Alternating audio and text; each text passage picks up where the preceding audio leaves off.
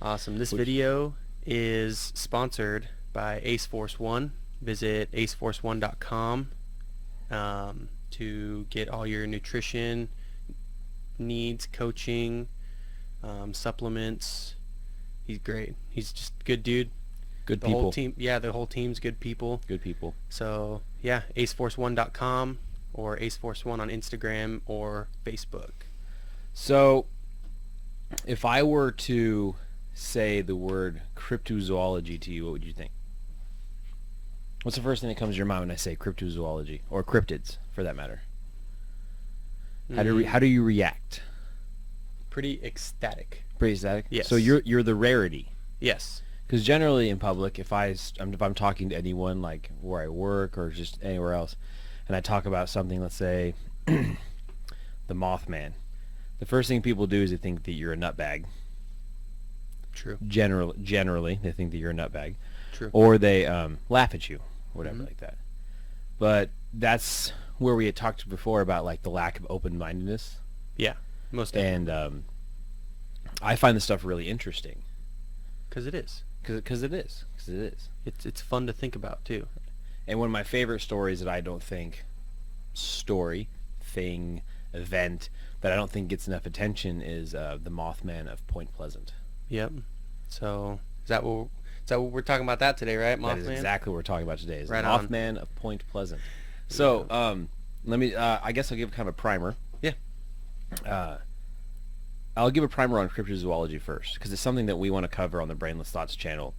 I don't have to believe something to talk about it, right? That's how No. that's what this movement is pushing, is that I don't have to believe in something to talk about it. So I can't tell you whether or not the Mothman is real. That's not the point. Cryptozoology, most people, like I said, who laugh at it. It's just the study of things. It's like the study of folklore, things that may or may not be true. Mm-hmm. And like I said, the Mothman of Point Pleasant doesn't get enough coverage. So the Mothman, who actually gets his name from a newspaper in the time period, from the Batman comics. Mm-hmm. Yeah. Because that's before pretty that, cool. it wasn't really the Mothman. That's just kind of the name they gave to it. Yeah. Right? Because So they couldn't describe essentially what it looked like. Well, they could describe what it looked like, but they couldn't really depict on if it was a Birdman, a Mothman, a freaking Pegasus man. Yeah. So we go to, take yourself back to 1937. And there's a part of the story that's before that, but I'm going to start with just kind of where it takes place in the Point Pleasant area. I'll tell the part before Exactly. 1937. So it starts roughly back 1937 is a good starting point. There's some stuff before that, but sightings of birdmen in the Point Pleasant area. Mm-hmm. And these stories exist before what becomes known as the Mothman comes to actual existence. This area, the Point Pleasant area, the Ohio River, like the Ohio Valley, that whole area, West Virginia, is just full of stories of birdmen. Yep. Like all the time. And a bunch of other things as well. Right, exactly. So Point Pleasant has less than 5,000 people. It sits on a river. On the other side is a city of Gallipolis, which is also under 5,000 people, and they really consider them one city. Mm-hmm. And they're connected by what was called the Silver Bridge, which will be a really important part of the story later on. Very important. Stay tuned. Mothman has become something of folklore and is super well known than it used to be. And there's tons of videos out there now that you can go see, small clip. It's even made into a video game. It was called like Fallout 70s. Fallout 70. Hey, I know people that actually enjoy that game. Oh, okay. Oh, I was just gonna leave. I thought just maybe you're just gonna start lying to me. Not many people, but there's people that do enjoy that game. Oh, I'm sorry. Hey, no judgment. That being said, I guess maybe it's the only reason to play that game because the Mothman's in it. Yeah, don't they have like a whole? If you consider that game something you can play. Don't they have like a whole map of like Point Pleasant almost? If you I don't know, but the more we talk about Fallout, the number less than 80 and higher than 75, I get sad, and I want to stab myself in the neck. All right. So we should probably moving on. We should probably move away from that. Moving on. So you have like 1937. That's like roughly 50 years before many of the sightings, and people start seeing these birdmen. 1960s, more birdman sightings. 1966, National Guardsmen see it. Like, so there is a long history that we don't have time to go through here of people seeing, and maybe we'll cover up a little bit of it, but of just seeing these birdmen all the time. And UFO sightings, birdmen. It's like a hot spot for all these different things. Yeah, didn't at one point they said that the Men in Black came through and was There's like an A in that, yes. telling people like you didn't see nothing. Right. Yeah. The Flatwoods Monster, which is 1952, which would be another video completely. But so in 1960s is where it starts really getting hot.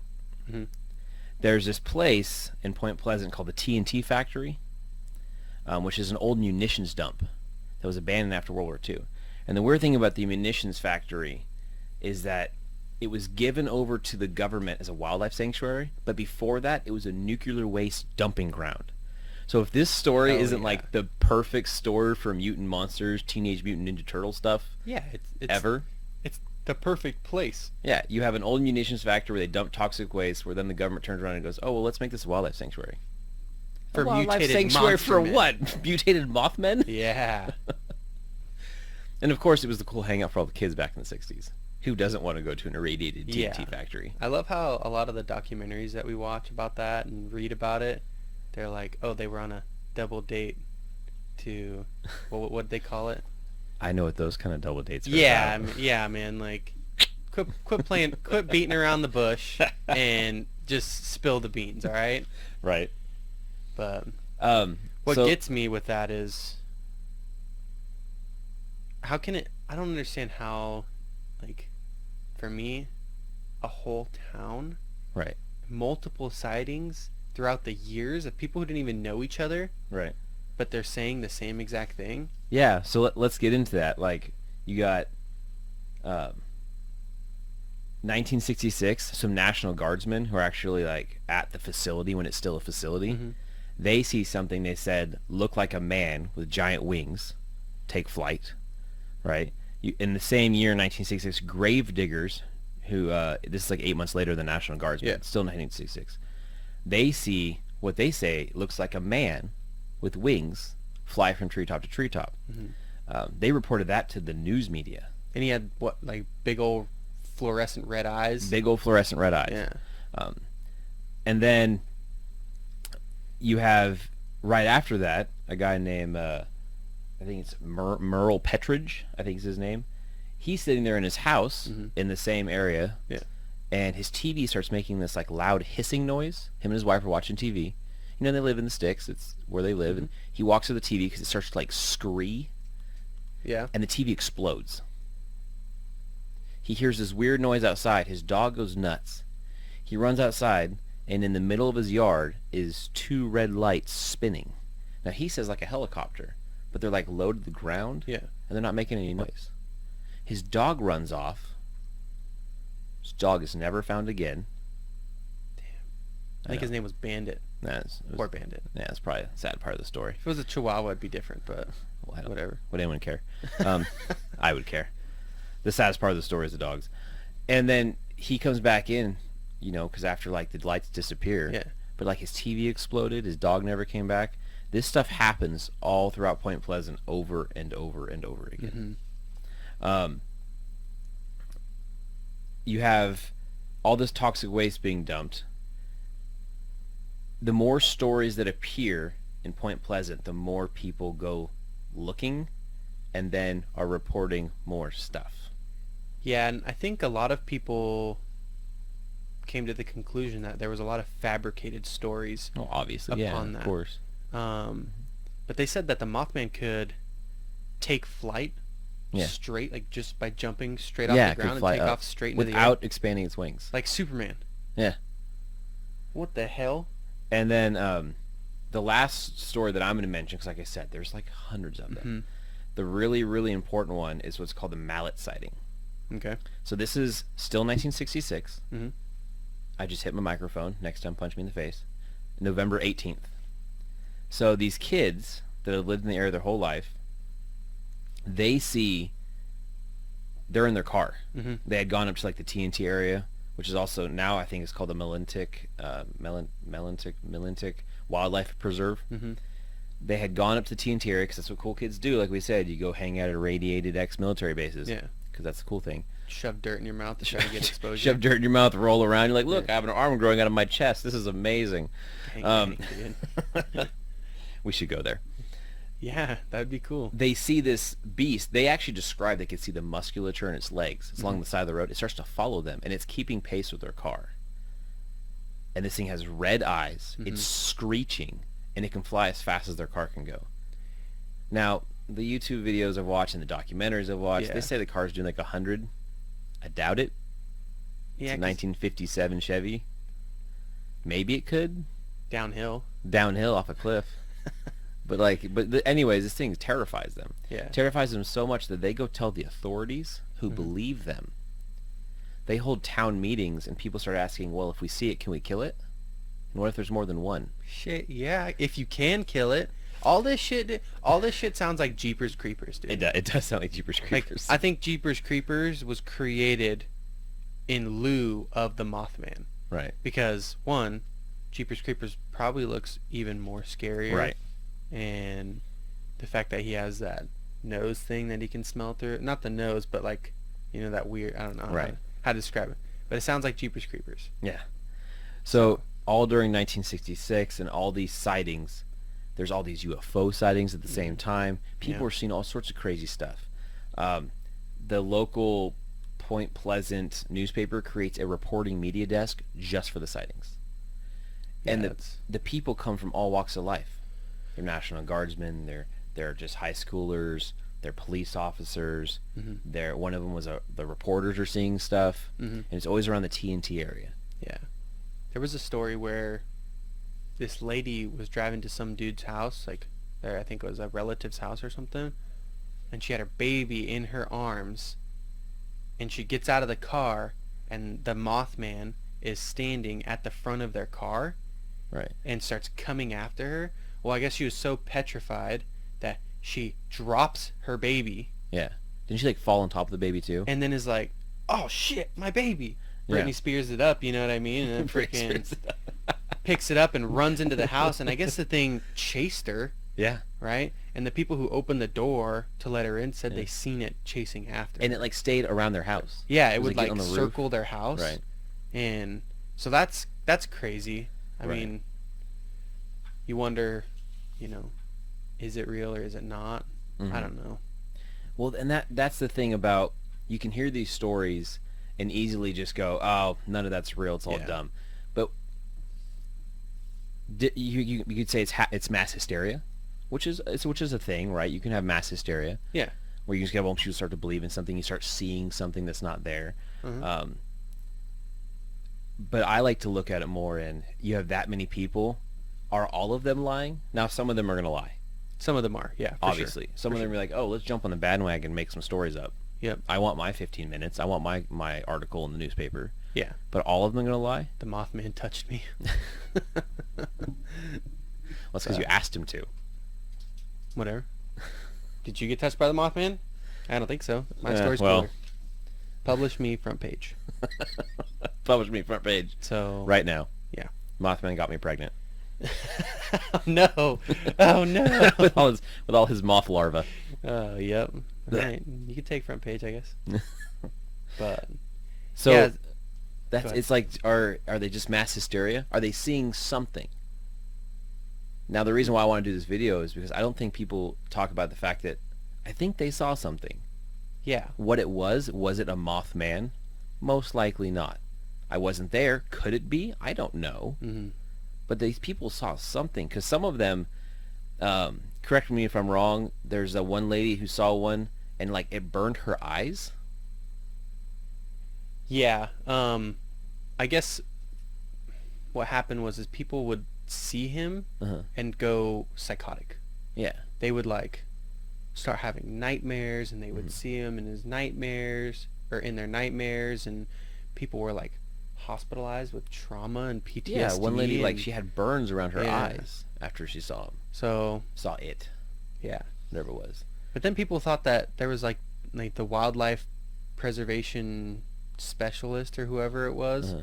said that it was just one of those big ass cranes. Big ass, yeah. But people were like, there's no way, because people, you can't change someone's mind once they've Yeah. seen what they've seen. I find it hard to believe that people who were raised out in the woods and the sticks would be frightened of a crane. Yeah. Even with mass hysteria, thinking of mass hysteria and people just wanting stories to be told, that they'd be frightened of a crane. Yeah. Now, an owl, what if it's just a really big owl? Like a super big owl? Because, there's people that are born that are 10 feet tall, right? Mm-hmm. Why can't an owl be 3 times the size of a normal owl and just be a mutation naturally occurring? Or could an owl have been mutated by the radiation that was spilt on that? Any of those things are a possibility. Would I see an owl that's 3 times the size of a normal owl and be terrified and shit my pants? Probably. Yes. Yeah. I mean, absolutely, because an owl that big would be scary. Mm-hmm. And maybe in the heat of the moment, adrenaline, they're seeing like an owl man because it looks big like a person. Yeah, and then owls do kind of stand. Mm-hmm. They stand upright. I want you all to imagine a barred owl or a barn owl. Now Yeah. I want you to make it like 5.5 feet tall. And tell me that you wouldn't either like Punch it in the face, or ride it, or ride it into battle like a shoot Valkyrie, it, or most likely run away screaming. what would you do if you opened up your barn and you seen a giant bird-like man standing there? Yeah. What With would you glowing red eyes. Yeah, with glowing red eyes. And it was just toned out as fuck, too. Yeah. Because that's what people said. That it was, like, super muscular and Uh-huh. freaking... Right. Oh, yeah. Imagine Debo with wings. I'd run away. Or shoot Yeah, it. me too. I'd run to where I could shoot it. Well, you could shoot it at whatever range. Just depends on what kind of gun you got. That's true. So, High caliber. right? No, but it becomes part of their folklore. Mm-hmm. And then it becomes so much part of their folklore. To those people, it is real. Mm-hmm. So I think the question is not, does the Mothman exist? How do you say it doesn't exist? Reality is perception, correct? Mm-hmm. Most definitely. In their reality, it is real Yeah. to them. And I choose to respect that. So I'm not denying or trying to say that Mothman exists. I'm saying that in their reality it's real. So it's worth a look. Yeah. It's worth further study. Well, there's tall tales of that. There's tall tales of things like that everywhere. Absolutely. You know? Everywhere. So, Because folklore is an important part of like the human condition. yeah, and it can also be a culture thing. Exactly. Yeah, for sure. You know? So, which I mean, I don't know. Who knows, you know? Maybe it goes back even farther than that to like a curse. Yeah. Tell me about this curse. Yeah, so My child. back prior to us took and lots of having our notes. independence, right? And it wasn't long prior to that. I think it was 1774. Yeah, it was either 74 or 76. Yeah. Prior to July 4th, obviously. Mhm. But there was a native chief, and his name was Chief Cornstalk. And apparently his war tactics, his fighting skills, he was like a Billy badass to all this. Right. And I guess the Americans, or however you would call them back then, adopted his war fighting styles. His guerrilla warfare style. Yeah, and Guerrilla that's tactics. what caused them to beat the British. Mm. So Nice. he befriended the Americans Right. and made peace with them and all that. But other Indian tribes were still out to destroy the Americans who were imposing on their land. Right. Mind you, this all happened in the West Virginia, Ohio area. Right. Right? And so Chief Cornstalk found out about an Indian tribe going to attack the Americans at their camp. And so him and his accomplice, his name was Red Hawk, I believe it was, and another guy who is unknown. They went to tell the Americans and be like, look, you need to make peace, and if you don't, we will have no choice but to fight you. Mm-hmm. Because at the end of the day, we're going to take our family's side and our ancestors' side. Right. Right. So what do the Americans do? You're going to fight us? Okay, we're going to imprison you. So they imprison these three men. Ass move. And people say that it was because it was to make the other Indian tribes not attack them. Mm-hmm. They held them as hostages, if you will. But I guess people say that it was planned within Chief Cornstalk and the Americans and stuff. Because who wants to attack with the potential of their leader being murdered because they attacked? You know? So nothing happened. Everything was cool. They were still imprisoned. But I guess they were treated very well. Okay. So one day, some Americans in the garrison went out to the river to go fishing and to hunt deer, and they got ambushed by some Indians. And one of them survived and escaped. The other one died, and they heard the gunshots, so people ran after them, found out that one of them was killed, so the soldiers that were just chilling on the base got so enraged against all orders, they busted down the door to the holding cell where the three men were, and apparently Chief Cornstalk stood up and faced them, and everything paused. They said there was like a long pause because of his bravery and like oh shit, this dude's got some major balls, you know? Right. And they opened fire with their muskets, and they shot Chief Cornstalk 8 times. Red Hawk tried to run up the chimney, escape through the chimney. Well, they drug him down and slaughtered him, and then they strangled the other guy that was there. Well, while Chief Cornstalk was dying, because he was still living, like his wounds weren't deadly yet, but he was bleeding out. Right. He casted a curse upon the land, saying that, you know, I don't remember the exact saying or the exact curse, but people believe that Mothman was the curse of Chief Cornstalk. Oh, jeez. Because he said something about the white man will never prosper as long as my curse is in play, which was a 200-year curse, right? So people believe that, you know, the worst mining incident that killed hundreds of men in West Virginia happened because of that curse. Yeah. And that would have been like 1774 to 75. 200 years puts it at 1970s. This all happened in 66 to like 75. Yeah. Wow. Okay. Yeah. So they blame the Silver Bridge disaster that killed 46 people from the bridge collapsing on him. Right. Dude, I can go into tons and tons of like stories that people blame that on curse Cornstalk. On. Well, you can't really blame Cornstalk. To blame it on the curse they put on there because of what it was done to him. So they decided to make a statue for him in his place because of all he did for the Americans, right? Right. So in a sense, he was murdered but died with honor through the American eyes, if you will. So as they were going to erect this freaking 8-foot statue of him, a lightning bolt hit the crane and disabled the crane that was supposed to put him up. Right? How many messages do you people need? Get this, right? So it delays it a month. Okay. Right.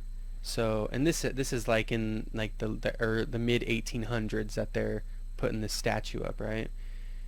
So they erect this statue. Yeah. And it was a month after schedule, which happened to be like July 4th, I think 1822 is when it went up, right? Well, a few weeks later, a fucking lightning bolt hit the damn statue and broke the capstone. So then they had to replace the capstone. And it's like, how many times you got to get struck by lightning to be Even like, if you're a purely scientific soul who doesn't believe in any Yeah. of that kind of stuff, you're like, well, I should probably just not do this anymore. yeah. So then I mean, all the disasters and stuff Jeez. started happening. Jeez. But people think that the Mothman is Cornstalk's spirit, if you will, or the curse that he casted upon. That's Yeah. that's what was sent to handle it. Right. So it's a pretty cool story. That is. And It's a you pretty can sad get. story. I just covered the basics, so you know about it, but you can go farther and farther down the rabbit hole with all of that kind of stuff. Right. So, Right. but yeah. So The one thing about the Mothman is that a lot of people also think that he's like a harbinger, not like a bad thing, but he's like a harbinger of bad things to come. Like he warns you. hmm There's even some stories about him being seen before 9/11. yeah, I heard one where they seen him flying next to a plane, Right. next to one of the planes. Yeah. But How true is that? eh. Come on now. But you with know?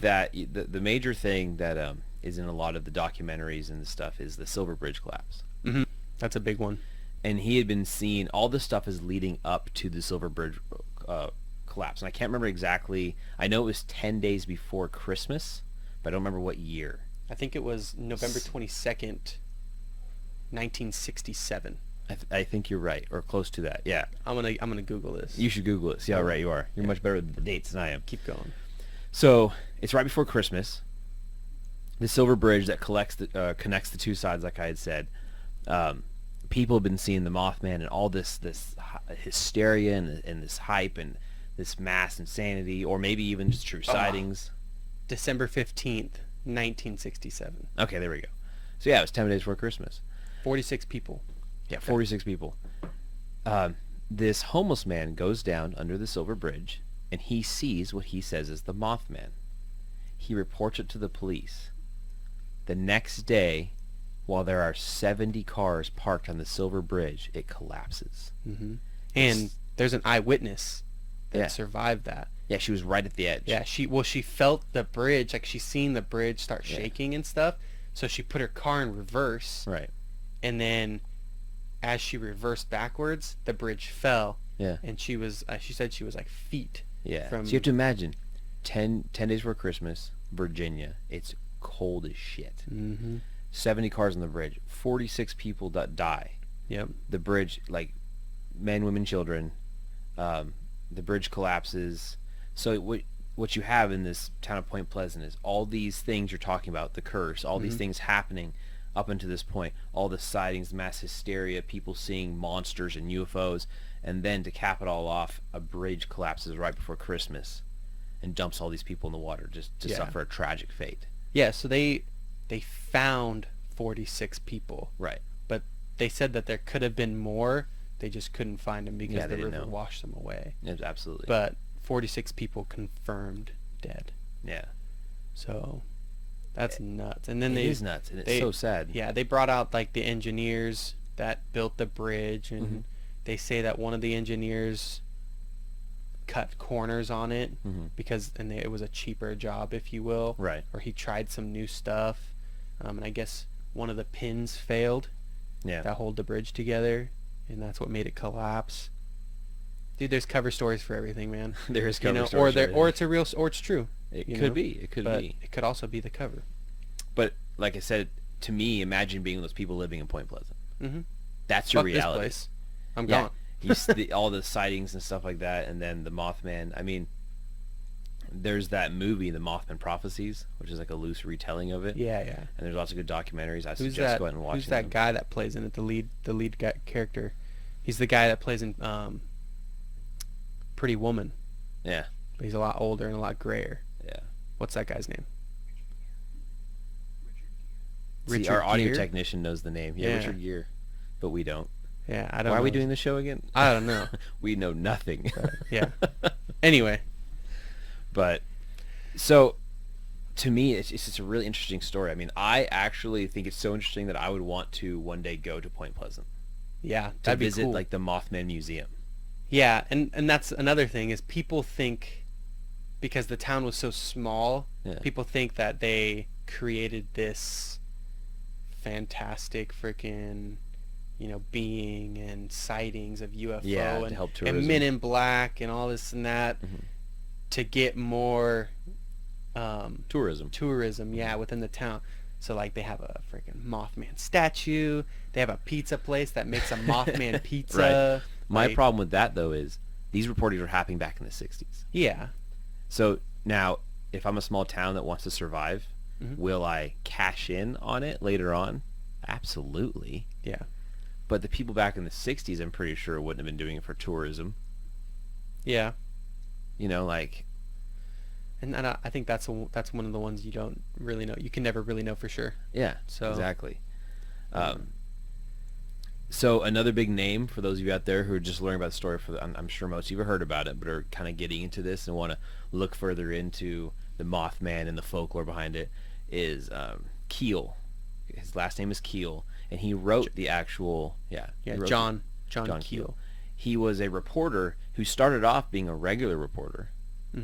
And then after this happened, he kind of got sucked into the world of like fringe knowledge. Yeah. Because even he said that like the people he met, they truly believed they had seen something. And he couldn't help but start being not less skeptical, but more respectful and more open-minded. Yeah. And that's what it's all about. It's just being open-minded, right? Well, he was open-minded and it changed him. Yep. And the things he saw there, he kept going back. Yeah, it changed. Over and over it changed again. his whole career. It just goes to show being open-minded can change your career in an instant. Can change everything. He wrote best-selling books off of it. But he wasn't just using the people; he was relaying their stories. Yeah, and he wasn't changing their stories to be more, dramatic and stuff. He's just relaying their stories because nobody else would. These people had no voice. They didn't have anybody who really like wanted to listen to them. Except for him. And everybody else would just criticize him. Yeah. And try to tell them what they didn't see. Instead of just going, hey, I believe you saw something. Yeah. What it is, that's up for dispute, but you saw something. Tell me about it. What's that? And he's like, you saw something. Yeah. Tell me about it. I mean, the town now, Point Pleasant, it is their reality. I know I said that a couple times, but that's the main thing I want to get out of this. I mean, they have the Mothman Festival that started in 2002. Yep. That's how they survive now. Yep. It's a huge festival. 12,000 people annually show up to this thing. 12,000 people to the Mothman Festival. I would love to go there. Yeah, it would be I think cool. it'd be a blast. Yeah. We just take our audio technician, make him pay for everything.